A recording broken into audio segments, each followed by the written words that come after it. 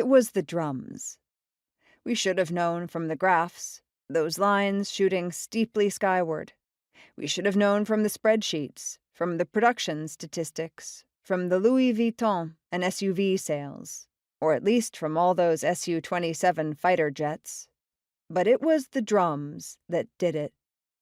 When Beijing's Bird's Nest Stadium went dark that summer night in 2008, and when 2008 men pounded their bronze faux drums and shouted Confucian verse in perfect unison, 2 billion pairs of eyes widened all over the world and finally understood. Commentators effused about the 2008 Olympics as China's coming out party, as the moment China rejoined the ranks of the great powers. Scholars smiled indulgently at media hyperbole, but the media weren't wrong. Around the time that those 2008 men struck their illuminated drums, China had become a great power. China's rise has profound consequences for the world. Great powers fight wars against one another. They compete for territory, spheres of influence, allies. They jockey to set rules and standards in international diplomacy, finance, trade, and technology. The number of great powers matters too.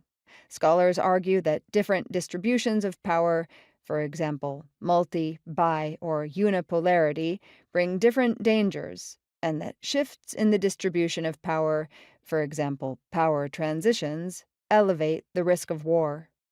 China's ascent to great power thus has implications for the stability of international politics, the character of international order, the competition between democracy and authoritarianism, and the foreign policies of the United States and other countries.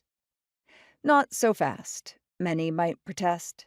A number of influential thinkers argue that the world remains unipolar, that China faces a huge gap in its economic, technological, and military power vis-à-vis the United States. Prominent studies conclude, formidable Chinese drummers notwithstanding, that the leading and rising states diverge technologically to a dramatic degree, and that China is at a fundamentally different technological level than the United States. Skeptics further argue that China would be unable to close this gap. As Andrea Gili and Mauro Gili observe, the increase in the complexity of weapon systems has exponentially raised the absorptive capacity requirements to assimilate foreign know-how and experience and to imitate foreign military platforms. Others point out that the trends in China aren't looking promising. They note that Chinese growth is slowing and faces several headwinds.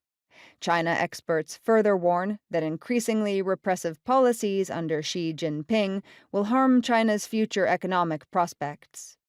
Economists argue that China has reached the developmental stage at which it must shift from input-led growth, that is, driven by labor and capital inputs, to innovation-led growth.